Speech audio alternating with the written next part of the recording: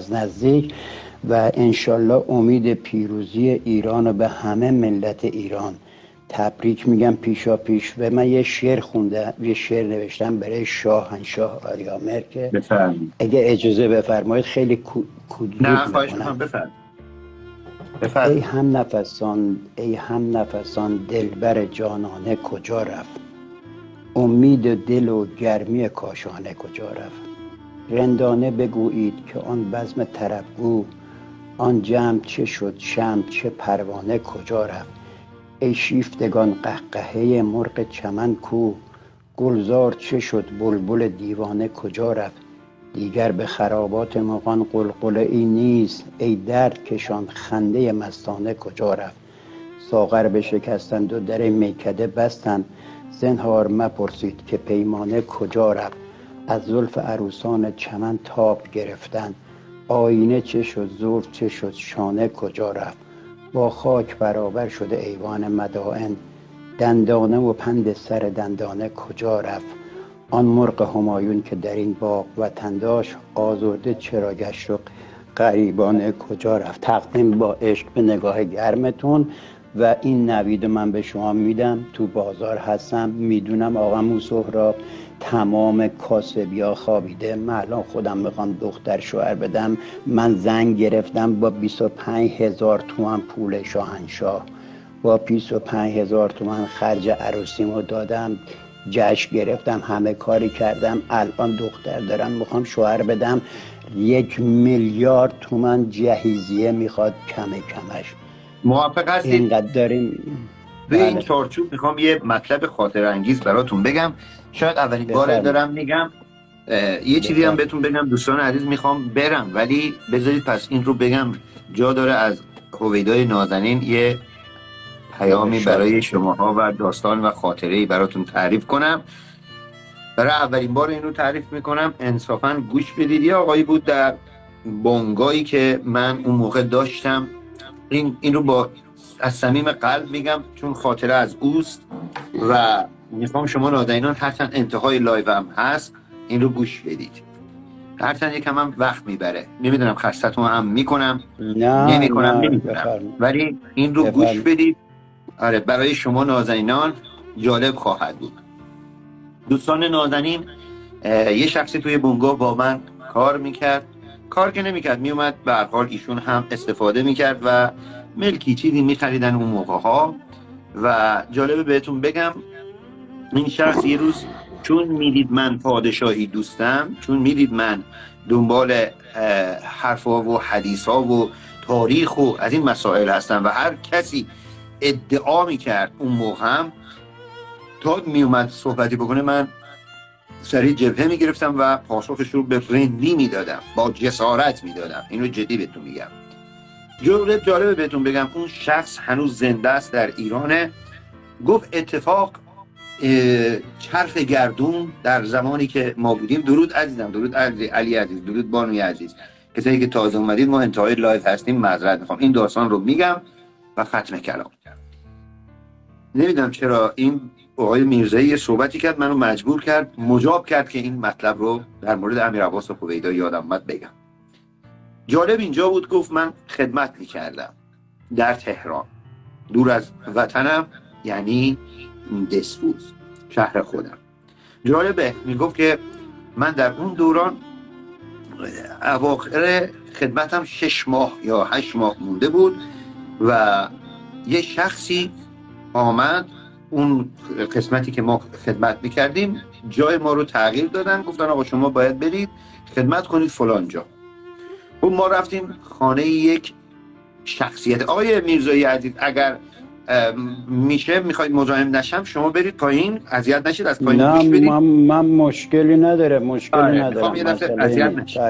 نه میخوام یه چیز دیگه هم بگم. جالب اینجا بود که میگفت که من به طور اتفاقی گفت رفتم و در یک خانه‌ای که اون موقع امیر عباس هویدا در اصل نخست وزیر ایران بود و من، درود عزیزان، درود دختران، درود آقایون عزیز، سلام عرض کردم، درود عرض کردم. استدعا میکنم گوش بدید چون اواخر لایو هم هست. علی جان من تقریبا الان 2 ساعت یکم کمتر در لایو هم. یه لایو طولانی هم گذاشتیم. بذارید نیرو داشته باشم برای پنجشنبه مهمان بسیار ارزنده و ویژه‌ای دارم. قول میدم همتون خوشحال بشید. بگذاریم. این آقای عزیز گفت من چون خدمت میکردم و اصلا سر سیاست نداشتم، دنبال این حرف و حدیث نبودم، دنیای ما دنیای زیبایی بود و کوشش میکردیم برای رسیدن به ازدواج و از این مسائل. گفت خدمت 2 سال بود رفته بودیم تمومش کنیم، 18 ماه. او جالب اینجا بود وقتی من رفتم 6 ماه یا 8 ماه آخر رو منو انتقال دادم به جایی که امیر عباس هویدا یه خانه ای بود، محقر نه، بزرگم نه. ایشون در اونجا نخست وزیر بودن و جالب در اونجا با مادرشون به صورت موقت در اون خونه زندگی میکردن. و از اونجایی که گفت تازه وارد اون منطقه شدم و اون افراد شدم، یه شخصیتی که به هر حال مافوق ایشون بوده داره بهشون میگه که شما الان در کجا هستید، نخست وزیر کشور میاد اینجا، اتراق داره، وقتی میاد شما این مراسمات رو به هر حال انجام بدید به عنوان دژبان، امر ملوکانه ای که همه یزدان داشتن در ارتش. خیلی جالبه. میگفت من گفتم خب چیکار باید بکنم؟ اون شخص گفت که شما باید بیستید و بگید مثلا جاوید شاه یا سلام عرض کردم قربان. گفتم خب این کاری نداری، خب ساده است. گفت یه دفعه همه زدن زیر خنده. جالبه. گفت همه زدن زیر خنده. من بچه‌های عزیز عین کلمه به کلمه چیزی که بهم گفته دارم بهتون میگم. جالبه. گفت همه زدن زیر خنده. گفتم چرا میخندید؟ خب یه امر اینجوریه، یه سلام علیک دیگه، بیشتر که نیست. گفت اگر اون موافقه، گفت اگر با اون سربازایی که اونجا بودن، اگر طی این چند ماهی که اینجا خدمت میکنی تونستی جلوتر از آقای هویدا شما به او بگید سلام و جلوتر پیش قدم بشید و این سلام رو بدید که ایشون جوابتون رو بدن، من قول میدم 20 روز 30 روز مرخصی بهتون میدم، برید راحت به شهرتون سفر کنید و برگردید. گفت برای ما یک سرباز خیلی غیره. گفتم بابا این چی میگه؟ گفت تمام این خدمت 8 ماهی که اونجا بودم نتونستم یک سلام نظامی جلوتر از عرض ادبی که خود آقای هویدا کرد، از ماشین شیشه میومد پایین و عرض ادب میکرد به بچه‌هایی که اونجا خدمت میکردن. گفت نتونستم که نتونستم. این جالب. گفت آقا ما خدمتمون تموم شد، شبایی داشتیم که با خود آقای هویدا در کنار اون حوضچه معروف و مادرشون میشستیم، صدامون میکرد، بچه بودیم، جوان بودیم و غذایی که میخوردن با ما تناول میکردن و ما هم میخوردیم. خیلی جالبه. این آقا گفت خدمت من تموم شد، من اومدم شهرمون. گفت موقعی که رفتم برای کارت پایان خدمتم، یه دوره هست میدونم قدیم اینجوری بود، حالا جدیدم اینجوری یا نه، کسایی که توی ارتش بودن خدمت میکردن برای گرفتن کارتشون بایستیم برن دوباره در اون شهری که بودن بعد از یه مرخصی کوتاهی برای دریافت کارتشون. گفت من رفتم برای دریافت کارتم. خب به اون سلسله اولیه که رجوع کردم طبق ضوابط و روابط به هر حال اداری گفتن شما جای آخری که رفتید باید اون فرمانده امضا بکنید. رفتم در خونه باز هم هویدای نازنین. جالبه. گفت اونجا امضا میخواستم، هرچی موندم گفتم فرمانده رفته شهری دیگه کاری داره و با آقای فلانی برمیگرد. گفت موندم همینجوری دم در با بچه‌ها شوخی می‌کردیم. اونو زور شد، عصر شد، با اونم غذا خوردم. گفت دیدم آقای هویدا طبق معمول اومدن از سر کار و وارد خانه شدن. گفت منو دید، گفت فلانی ببینم چی شده؟ گفتم جریان حال بر این قضایاست. ببخشید من اینو طولانیش کردم، اواخر لایو نبایستی تعریف میکردم، ولی خب قابل شنیدنه. این پایان دوره این شخصیت گفتم درد من اینه و حالا حول من اینه، قضایا اینه. ببینید بچه‌ها از خوب توجه کنید. گفت آقای هویدا گفت همین؟ گفتم بله. تو بده برگرد تو ببینم. تلفن رو برداشت، گفت زنگ زد به یه حالا بالاتری مافوق‌تری، گفت که دست ببینید چقدر اینها انسان بودن و منظم بودن. میخوام اینو بگم که متوجه بشید ما با کجای کار امروز درگیریم، ما با چه نقش و قاتلایی درگیریم. جالبه بهتون بگم فرمودن که آقای هویدای عزیز تلفن برداشتن، زنگ زدن به اون جای اولی، پرسیدن که این پایان دورش اینجوریه، فرمانده نیستش، مثلا فردا میاد، این تکلیفش چی میشه؟ گفتم قربان شما اگر میشناسیدش امضای شما کافی است. گفت تا اینو شنید گفت آفرین، خب من امضا میکنم. امضا کردن. گفت اومدم که بیام، گفت صبر کن ببینم پسر جوون، بچه کجایی؟ گفتم بچه دسفول. چی کار میخوای بکنی؟ گفتم هیچی، قربون دارم میرم که زن بگیرم. زن بگیری؟ گفت بله. زن چیه؟ کار داری، شغل داری؟ گفتم نه، من کارگر بنا میرم با پدرم اینا کارگری میکنم. گفت پسر خوب، خب حالا زن گرفتی، چقدر هزینته چیه؟ گفتم من باید اول کار کنم، پولی تامین بشه، عروسیمو بگیرم، یه مشتقاتی داره بالاخره در شهر ما باید انجام بشه. جالبه. گفت تلفن دارید؟ گفتم بله. اون تلفن خانه رو دارید؟ گفتم نه. اون موقع یادتون باشه عزیزان، اگر حضور ذهنتون باشه، هر کسی تلفن نداشت و جالبش اینجا بود تلفن همسایه رو میدادن، بعد میرفت خبر میداد، اون شخص می اومد و خلاصه خبر میدادن. بعد گفت منم طبق عادت تلفن خونه همسایه رو بهش دادم و خدا حافظ. هویدای عزیز بدرود. من بدرود اومدم شهرمون. گفت تقریبا 1 ماهی از قضیه گذشت و من سردرگم داستان شغل بنایی و رسیدن به عید نوروز و اون مراتبی که بایستی انجام میدادم. گوش بدید، غمگین ترین تراژدی دنیا اینگونه سلب شده، نگفته شده. این چیزایی هست که بعدها خاطره ها خواهند اومد. جالبه، باور کنید. گفت من بی سواد، من کارگر، من ساده، منی که از دسفول اومده بودم، اصلا نمیدونستم آقای هویدا یعنی چی، کی بود، چی کاره بود.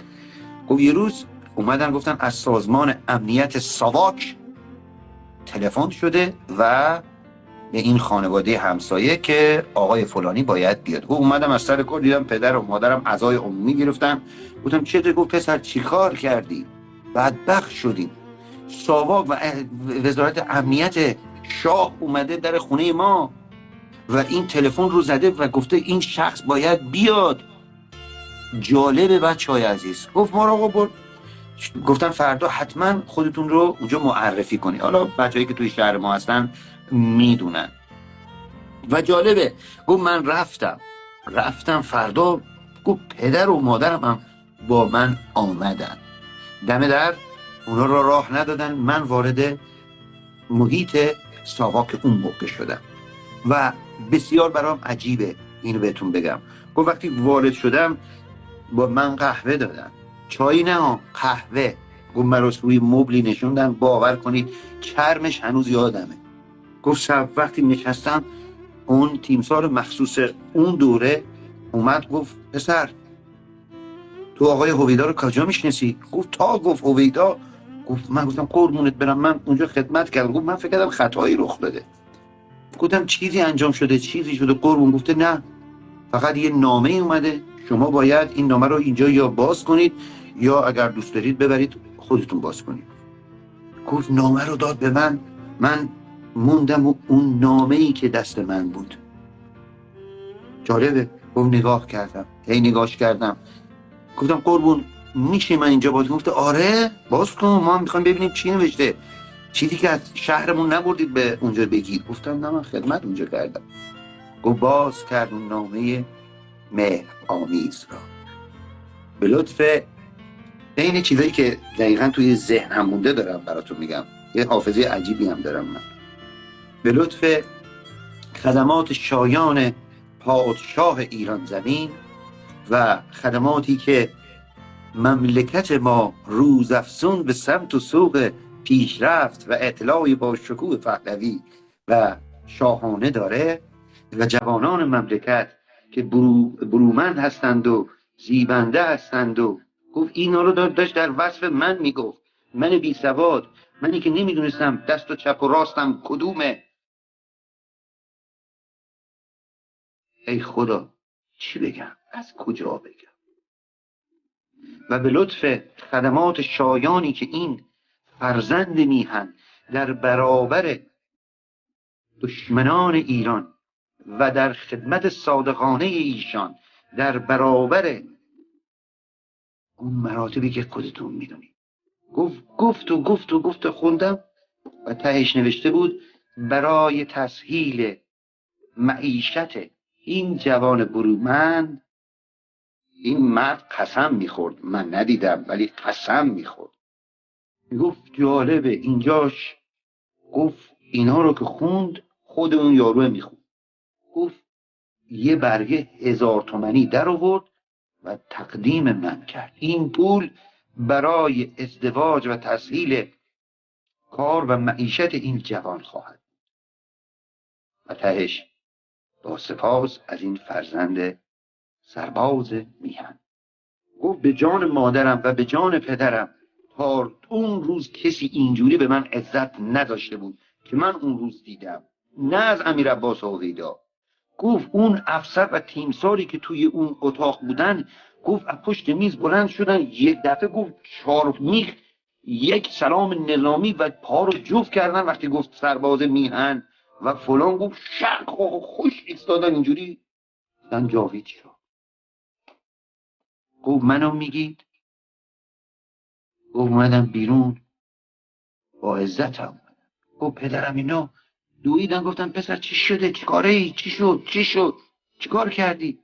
گفتم پدر بریم که من سرباز خادم میهنم. گفت چنان به من عزت داده بود، گفت از اون پول خونه خریدم، از اون پول سرمایه داشتم، از اون پول یه عروسی گرفتم که در تمام ادوار تاریخ بی‌نظیر.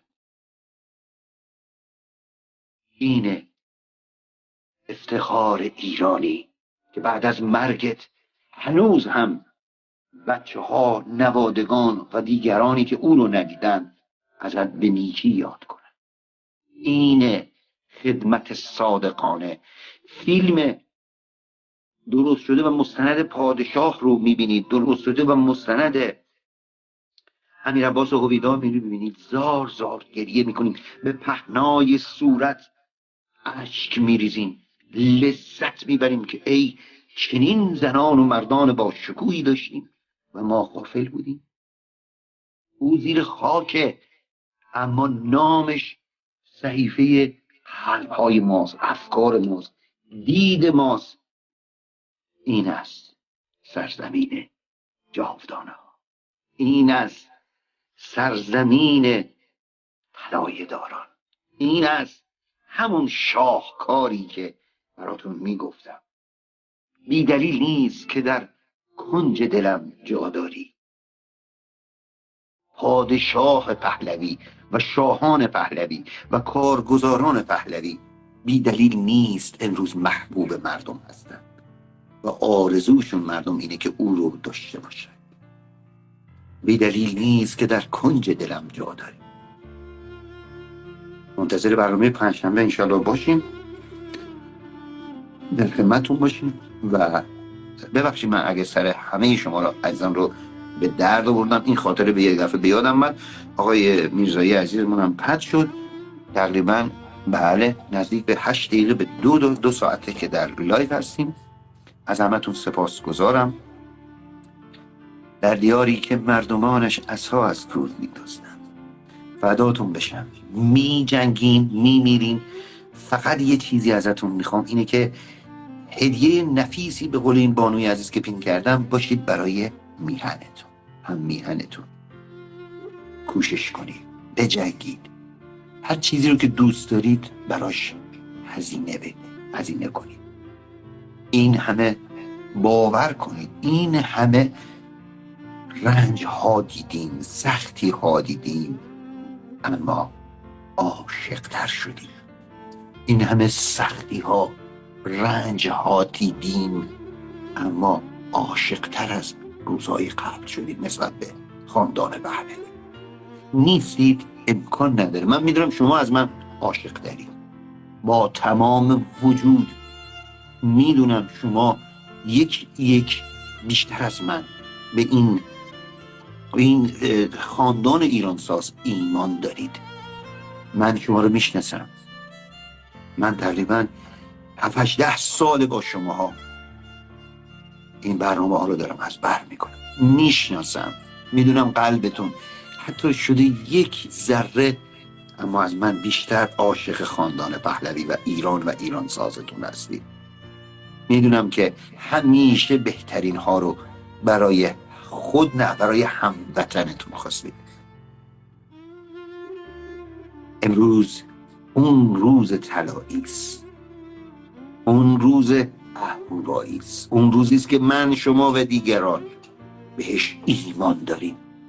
میدونم بهش ایمان داریم. چیزی که من بهتون بگم شاید باورتون، شما بگین این دوست عزیزمون سهراب مثلا داره خاطره تعریف میکنه. نه، من به کاری که میکنم ایمان دارم.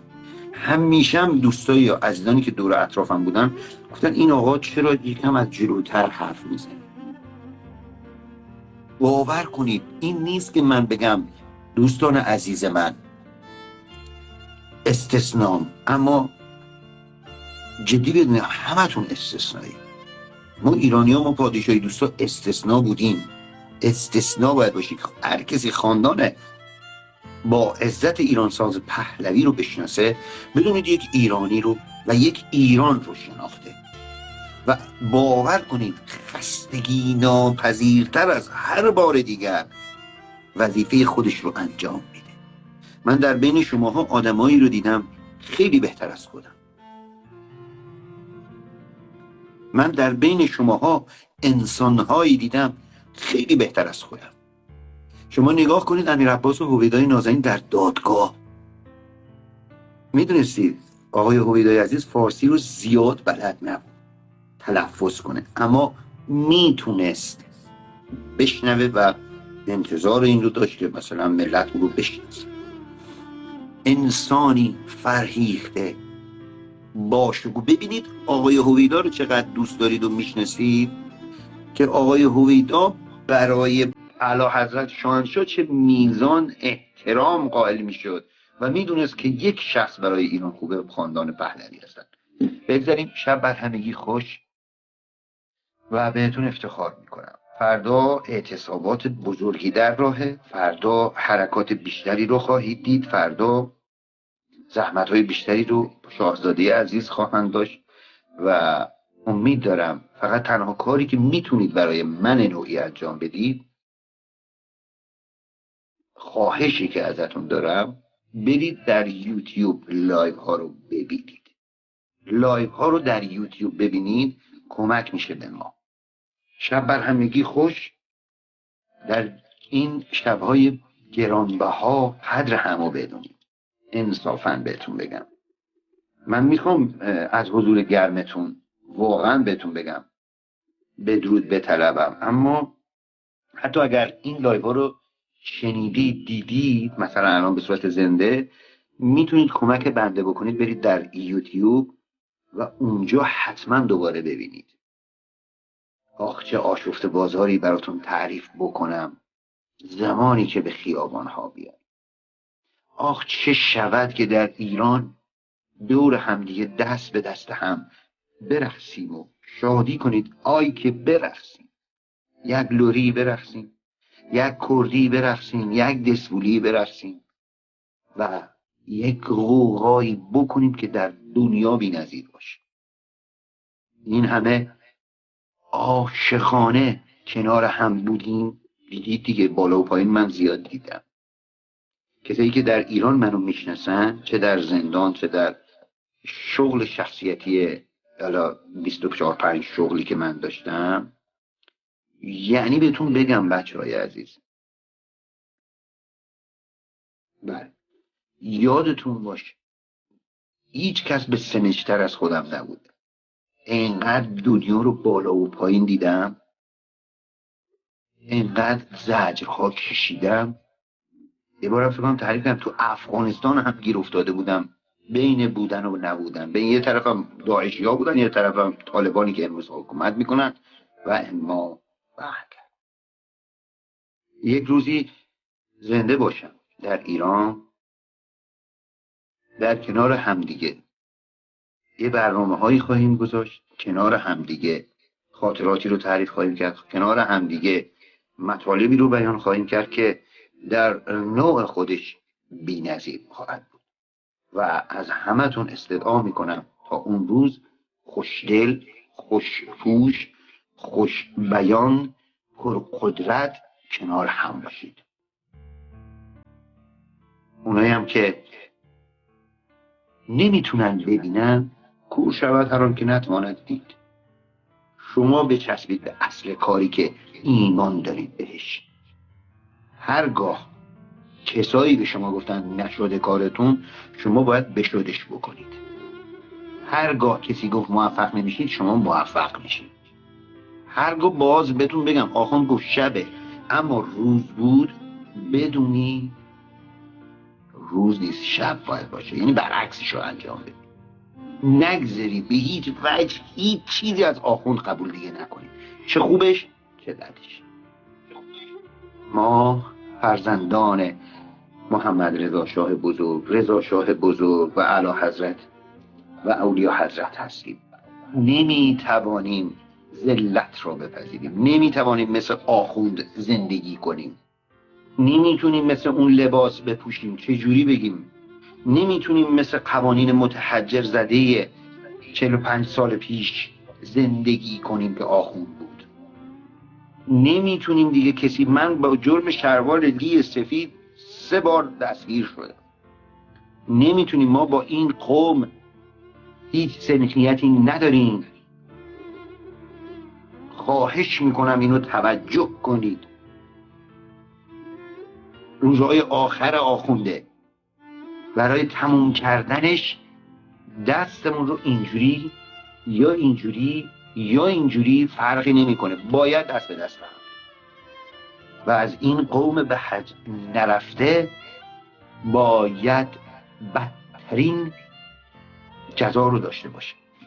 مرسی عزیز، بهت افتخار میکنم. بعد این دوست دیدم قشنگ بود. روزی که اومدم ایران یه دعوتی میکنیم هر کسایی که تو اون شهرهای اطراف هستن، من میام. مثلا میگم خرم آباد میخوام بیام، دوست دارم به بار دیگه برم خرم آباد در شمشیر آباد، دوست دارم برم مثلا کرج، دوست دارم برم مثلا ایزه، یزد، اینا رو دوست دارم برم و شما رو اونجا ملاقات کنم. به مهر ایرانی به تو دل بستم.